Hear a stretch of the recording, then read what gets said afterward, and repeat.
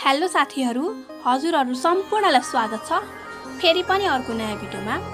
आजको यस भिडियोमा म तपाईहरुसँग शेयर गर्नेछु कि तपाईहरुले आफ्नो भिडियोको लागि कसरी राम्रो र आकर्षक थम्बनेल बनाउन सक्नुहुनेछ भनेर। किनकि थम्बनेल्स राम्रो र आकर्षक भयो भने मानिसहरूले तपाईको भिडियोमा क्लिक गर्नेछन्। थम्बनेल्स बनाउनको लागि म चाहिँ पिक्सल ल्याब युज गर्ने गरेको छु र यो प्ले स्टोरबाट सजिलै त्यहाँबाट डाउनलोड गर्न सकिनेछ।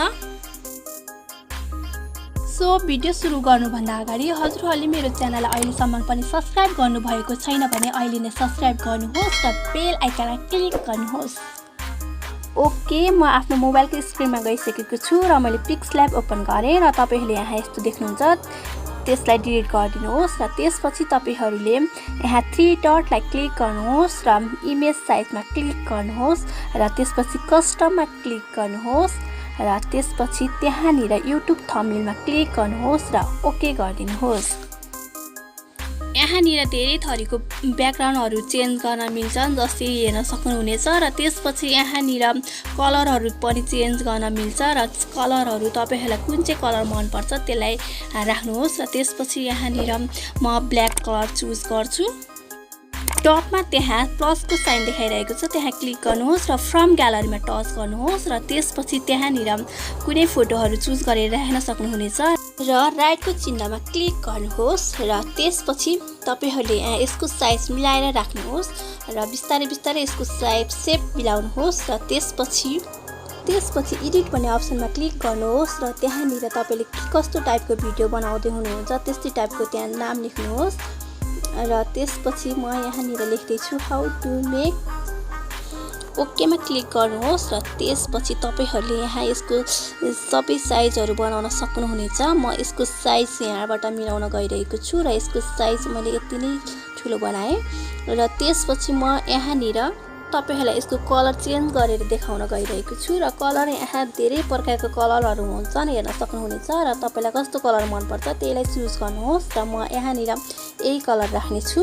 अब एबीमा टच गर्नुहोस् र त्यहाँनिर फन्ट भन्ने अप्सन हुन्छ, त्यहाँनिर तपाईले आफ्नो राइटिङ कस्तो बनाउन चाहनुहुन्छ त्यहाँ त्यस्तै किसिमको फन्टहरु हुन्छ र कुन चाहिँ मन पर्छ त्यसलाई टच गर्नुहोस् र ओकेमा क्लिक गर्नुहोस्। र अब यसको ब्याकग्राउन्ड चेन्ज गरेर हेरौं। यहाँ ब्याकग्राउन्ड चेन्ज गर्नलाई थरीथरीको कलरहरु यहाँ हुन्छ र तपाईहरुले त्यही कलरहरु कस्तो कलरहरु मन पर्छ त्यसकै कलरहरु ब्याकग्राउन्ड चेन्ज गर्नु र त्यसपछि म यहाँ फ्रन्टमा पनि यसको चेन्ज गरिदिन्छु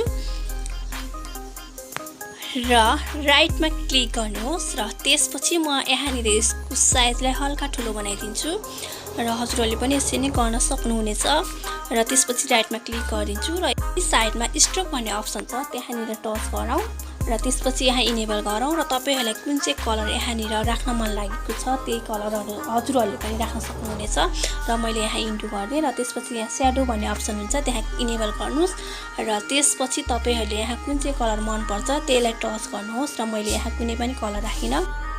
फेरि पनि तपाईहरुले त्यहाँ प्लसको साइनमा क्लिक गर्नुहोस् र एडिटमा जानुहोस् र त्यहाँनिर तपाईहरुले के चाहिँ टेक्स्ट लेख्दै हुनुहुन्छ त्यसलाई फेरि पनि त्यसरी नै लेख्नुहोस्।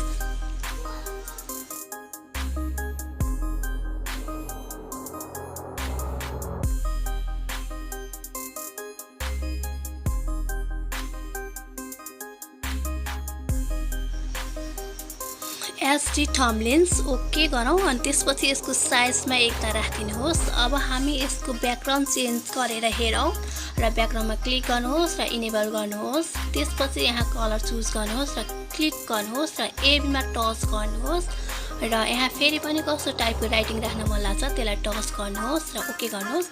त्यसपछि अब बीमा टच गर्नुहोस्, त्यसपछि कुन चाहिँ राख्न मन लाग्छ फेरि पनि क्लिक गर्नुहोस्।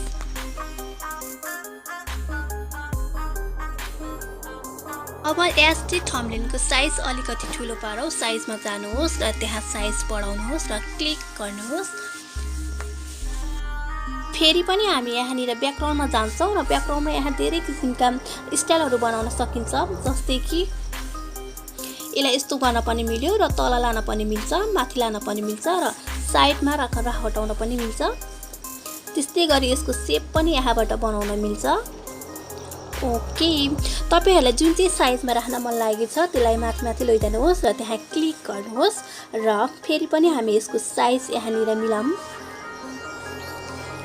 फेरि पनि अर्को टेक्स्ट लेख्नको लागि त्यहाँ प्लसमा क्लिक गर्नुहोस् र टेक्स्टमा क्लिक गर्नुहोस् र फेरि पनि त्यहाँ केही लेखौँ।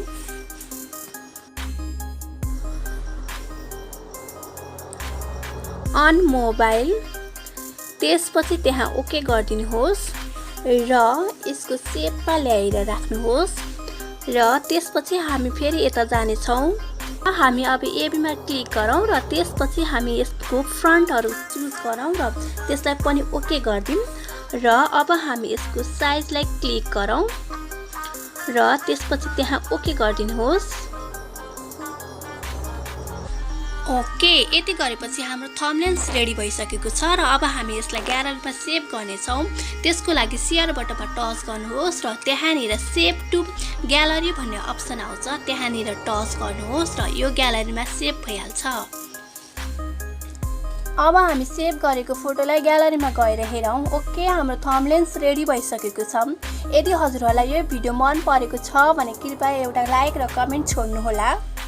कोही नयाँ साथी हुनुहुन्छ भने कृपया यस च्यानललाई सब्स्क्राइब गरिदिनुहोला र बेल आइकनलाई क्लिक गर्नुहोला। Thank you for watching.